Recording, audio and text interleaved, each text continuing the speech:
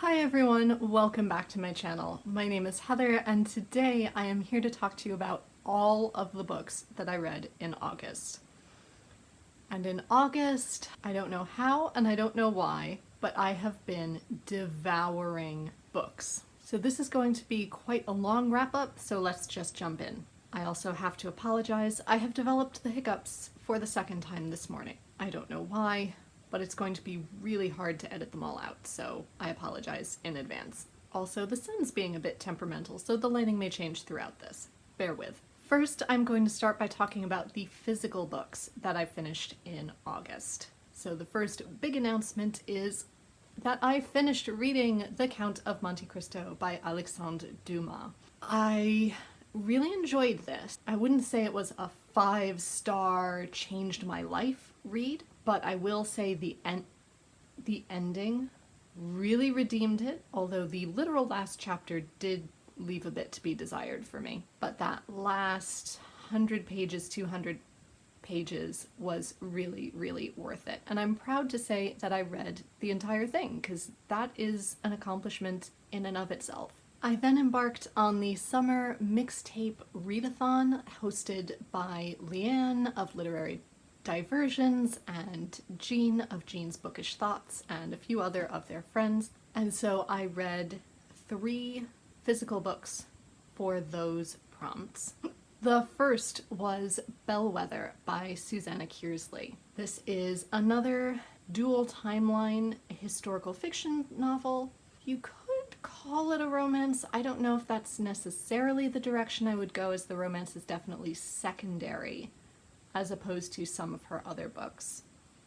But this actually takes place on Long Island, which is very close to me. I have a lot of relatives on Long Island, so I'm very familiar with it.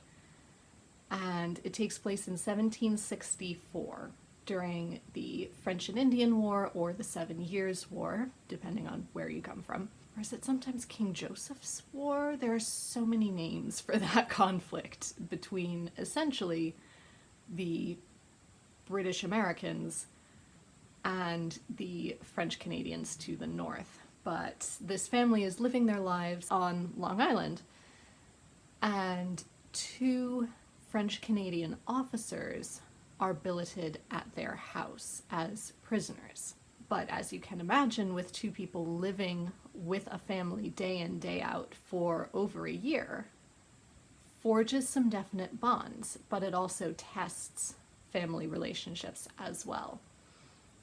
And then we also follow a young woman in the present day who is now in charge of the museum that this historical family's house has become.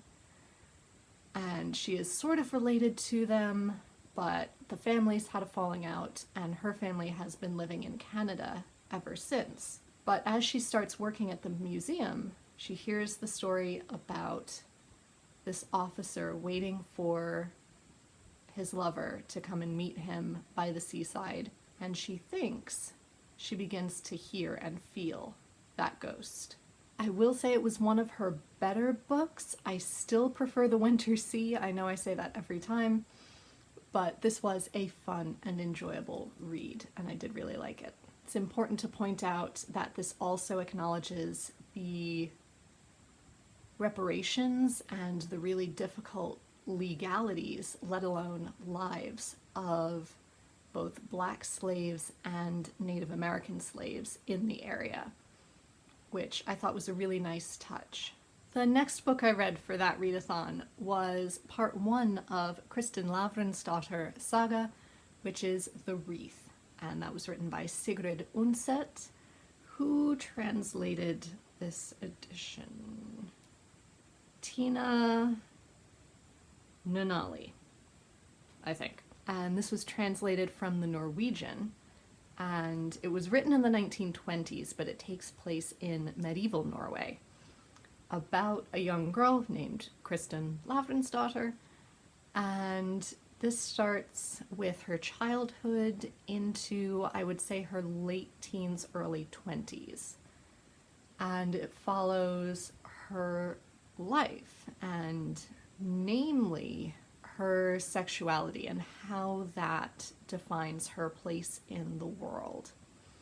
Whether she obeys conventional norms, whether she gives in to her desires, and the consequences of that.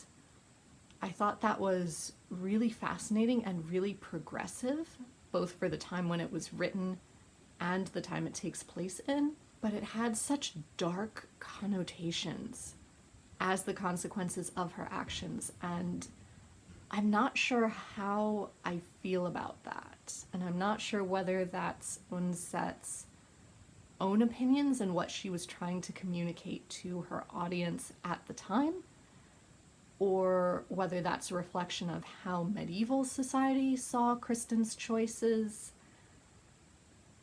Yeah, I don't know. I don't know what sort of a message that is sending. So yeah, I'm intrigued to see where the rest of the series goes based on that.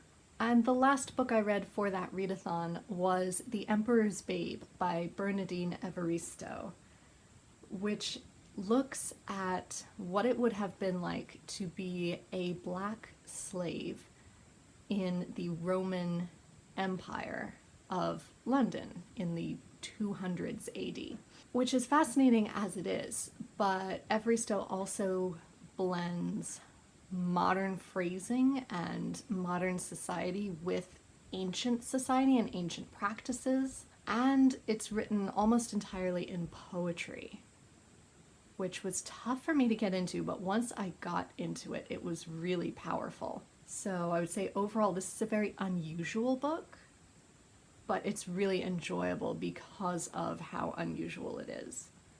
So I'm very glad that I read this, and I'm looking forward to reading more of Evaristo's work in the future. I then also read In Love and Trouble by Alice Walker, which is a collection of some of her short stories. And as with all short story collections, some I absolutely loved and some didn't really hit home for me. So overall, I would say this was quite a middling collection. But the stories that really hit home with me were beautifully done, and I really enjoyed them. I think, was it the first two that I really loved? Yes, I think it was the first two and the last story that I really, really loved. But I'm just so pleased to have more of Alice Walker's work, because I feel like no one talks about any of her other pieces. We just hear about The Color Purple.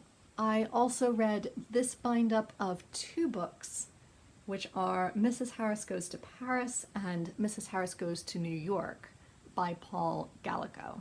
And this was very annoying for me because Storygraph and Goodreads count this as one book because it is one volume, even though it is two separate novels which were published as two separate stories at two separate times. So I think this should count as two books, but there we go. Anyone out there who has any influence on Storygraph or Goodreads, please pass that along. You may have heard about the movie Mrs. Harris Goes to Paris, which came out recently, and these are the first two novels in that series, following Mrs. Harris, who is a char lady or a cleaning woman in London in the late 1950s, early 1960s. She is widowed, doesn't have a lot, but she has enough to get by. But suddenly she is seized with an overwhelming desire to have one beautiful thing for herself, and that is a Dior dress.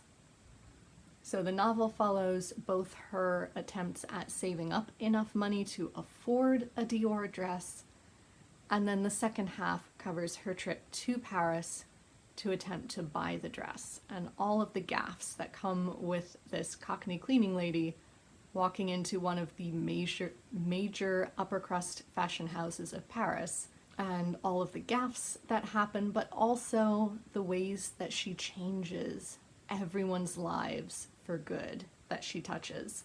I will say this first novel was not quite as full.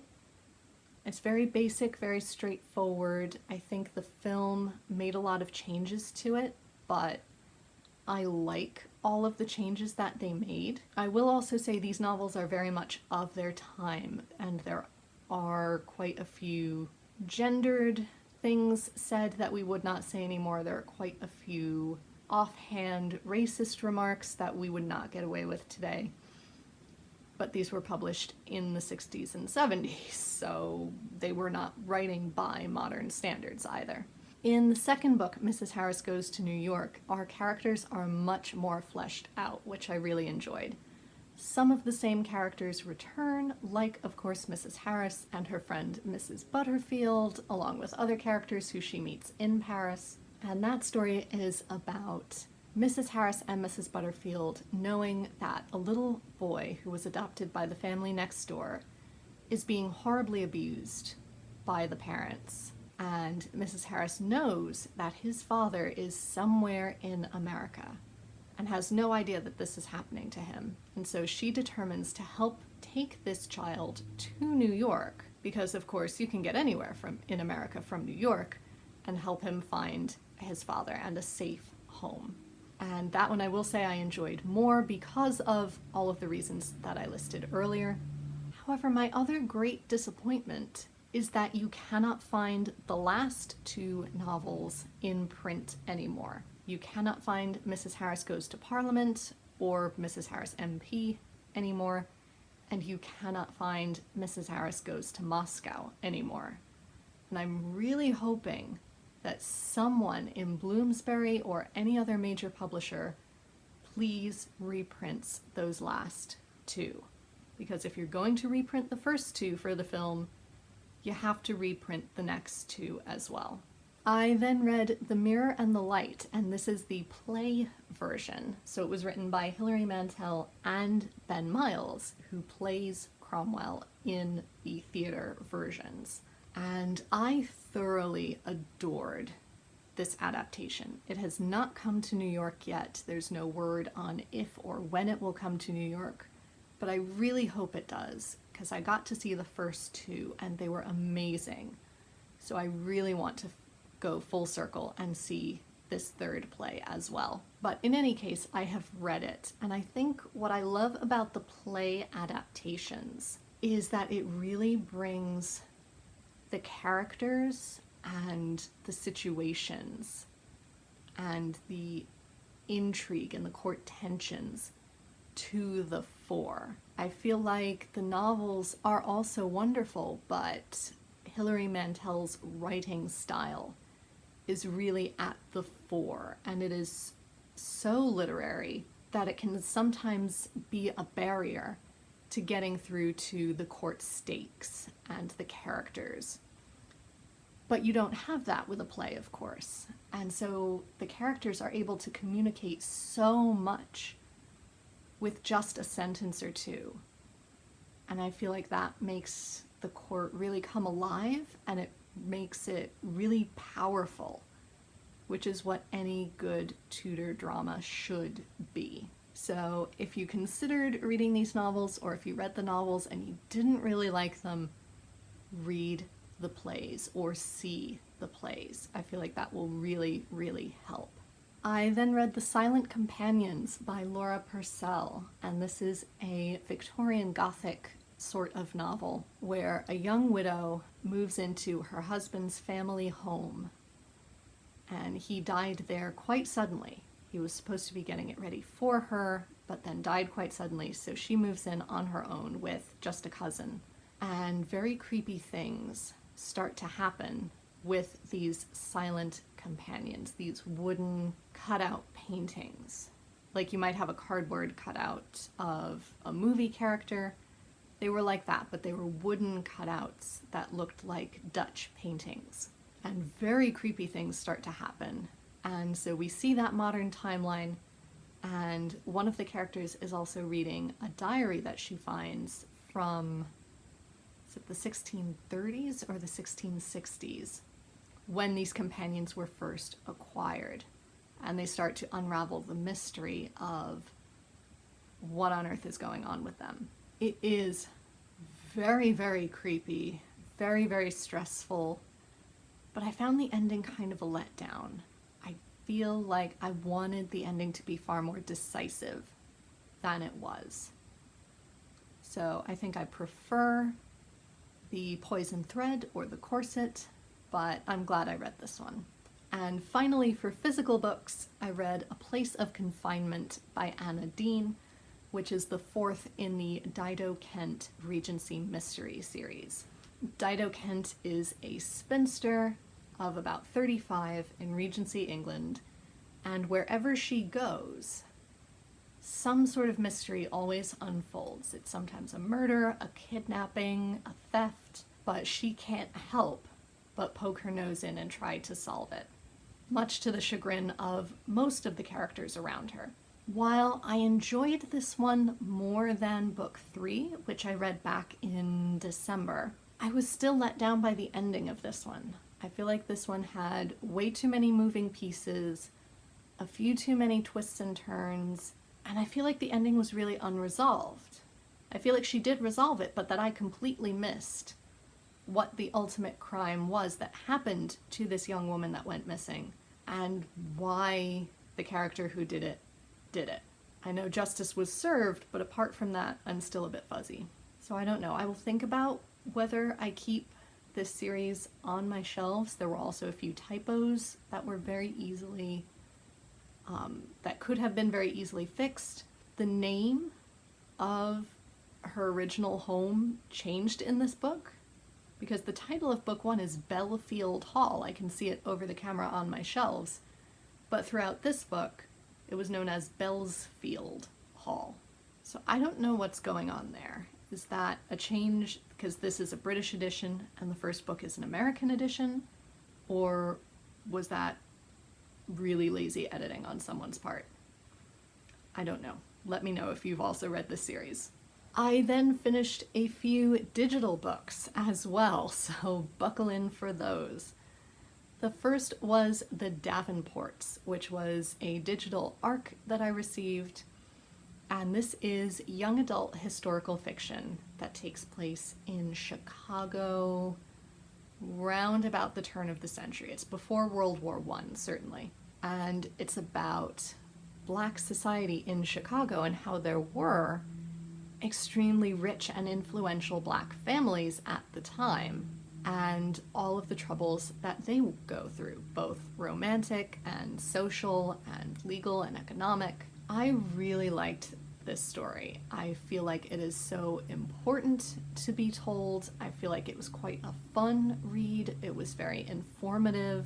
My only quibble is that it left off on rather a cliffhanger. We had 3 romantic plot lines that were still unresolved by the end of the book. And so I hope that Crystal Marquis intends to continue this as a series, because if she doesn't, that's a very unsatisfying ending. But that is my only complaint about it.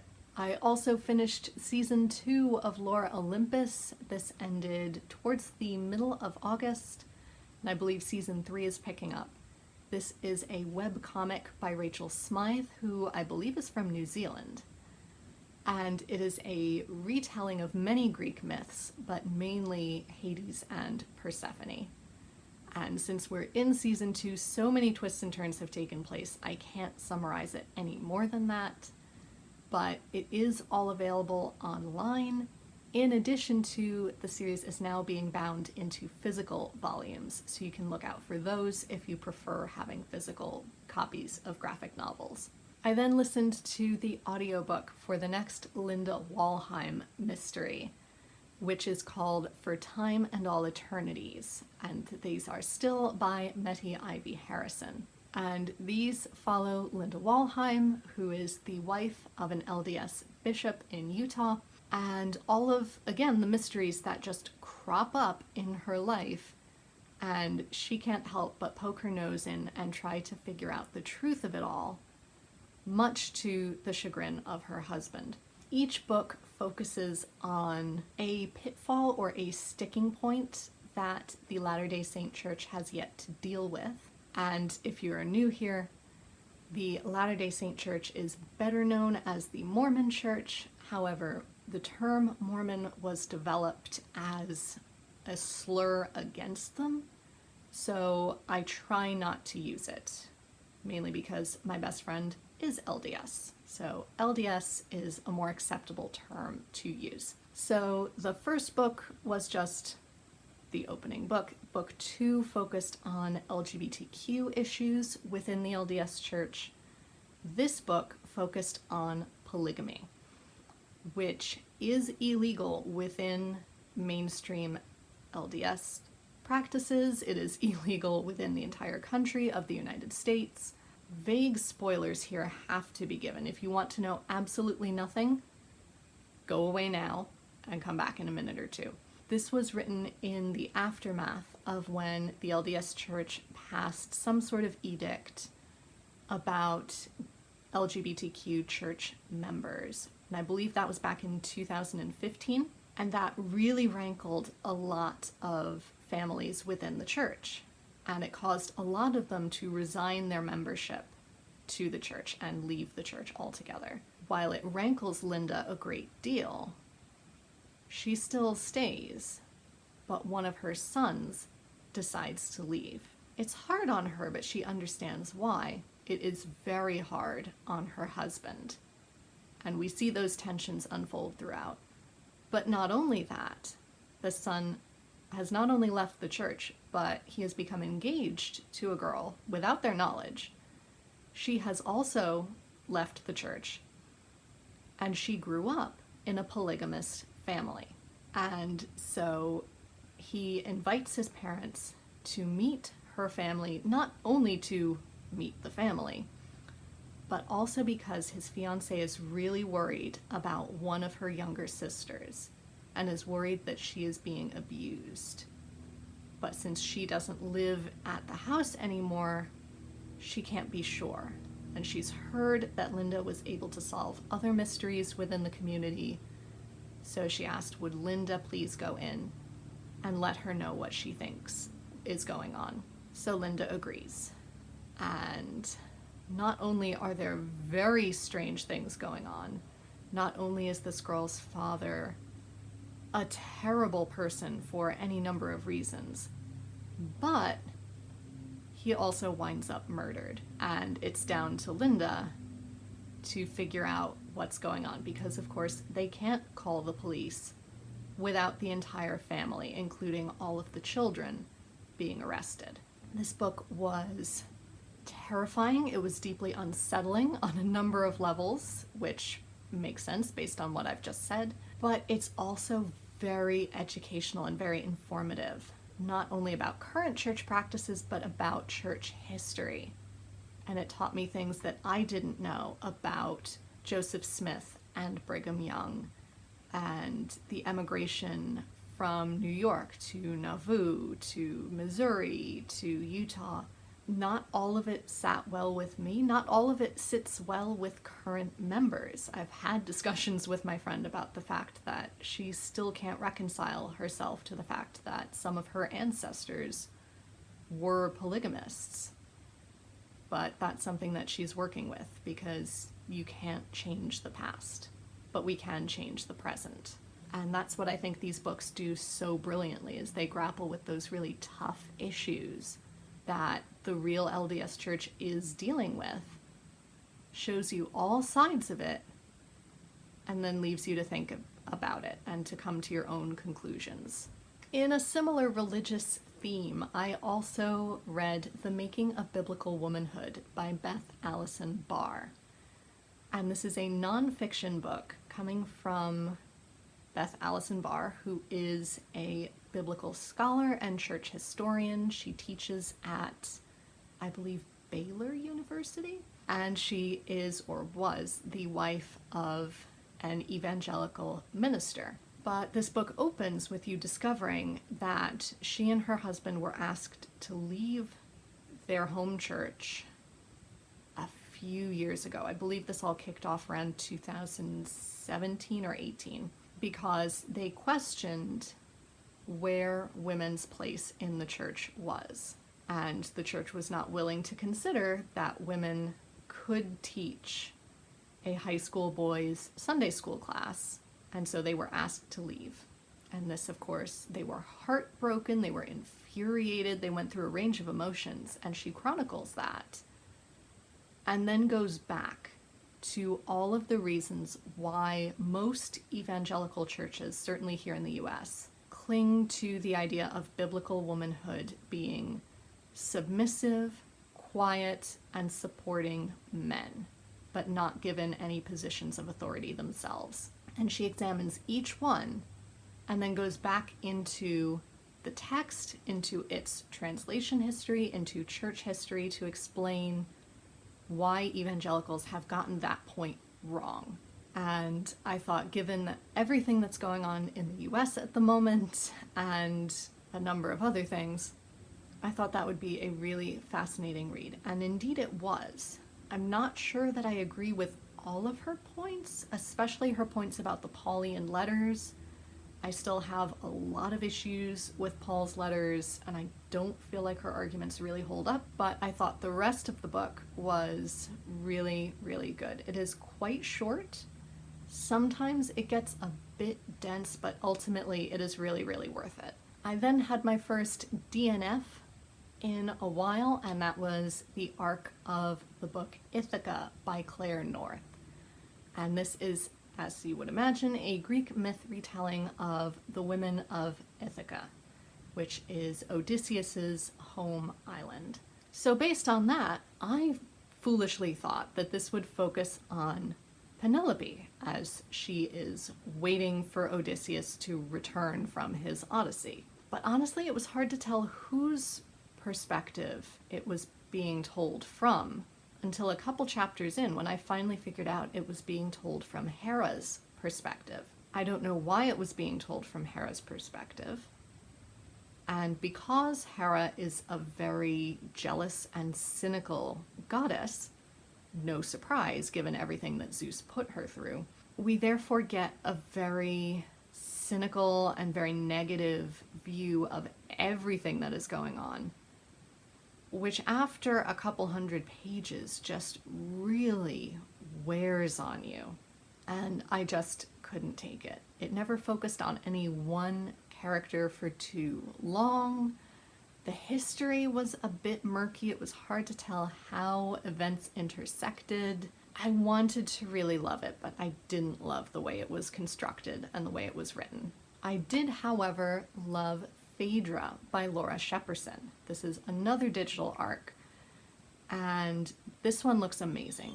It is published under another title in the UK, I found out. It is published as The Heroines, which I honestly think fits it much better. Here is why. Ultimately, this story does center around the story of Phaedra, who was Ariadne's younger sister. Phaedra ends up married to Theseus and then has the whole story with Hippolytus, which I won't go into more detail about because that is a major spoiler for plot points for this novel. And that in itself was a really, really powerful storyline. Major trigger warnings for rape, for pregnancy, for miscarriage, for suicide. This is not an easy book to read, but that is what makes it so powerful, is that it not only highlights the misogyny inherent in ancient Greek society, but it also highlights how the same things are still going on today. And I thought that was brilliant.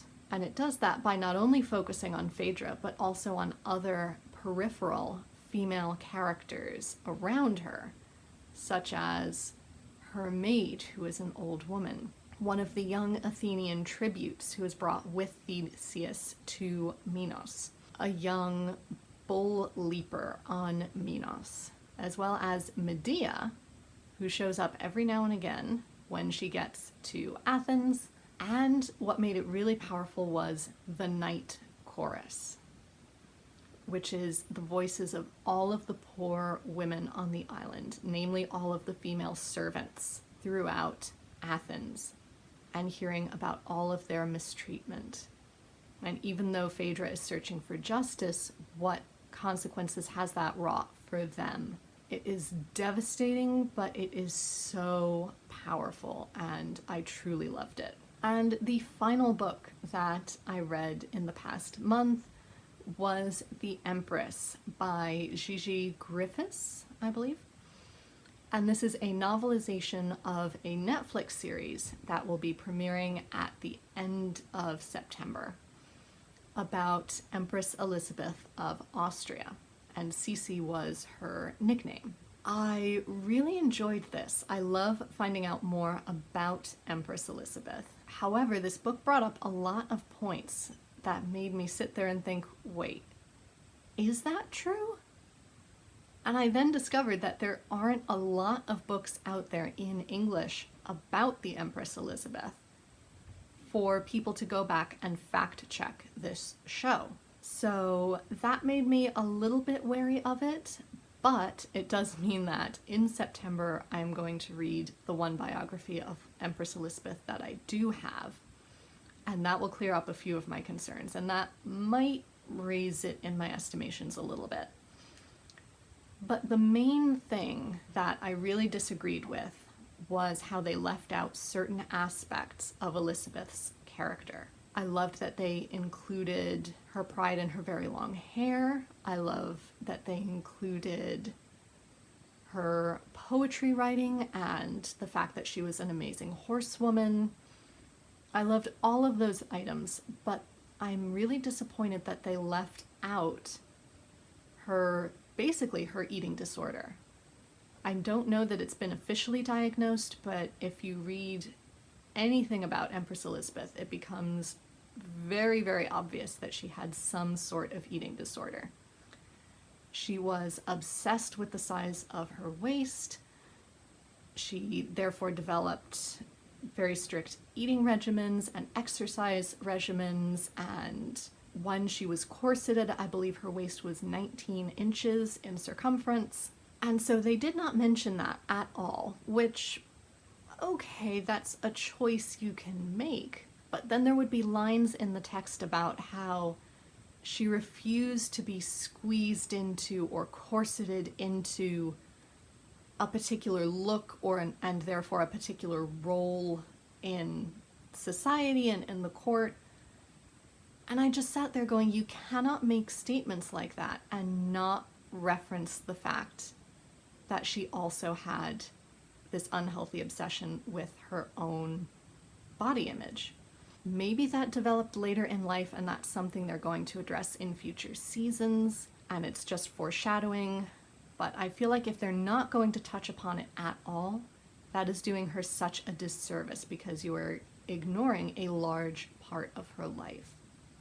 Even though, yes, I recognize that could be triggering to especially younger viewers and younger readers. So nonetheless, those were my feelings about the novelization. Like I said, I will be doing more research and hopefully watching the series when it comes out next month to see if that changes my opinion of the novel at all.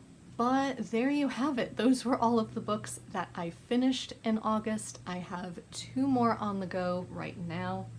I am in the middle of the arc of The Dance Tree by Kieran Millwood Hargraves and Dr. Thorne by Anthony Trollope, but those will probably end up in my September wrap-up. Let me know down below if you have further questions or thoughts about any or all of the books that I mentioned. If you have recommendations for me based on anything that I mentioned, and overall just congratulations for making it through this video, because I know it was a long one. Until next time, be safe, be well, and happy reading. Bye everyone.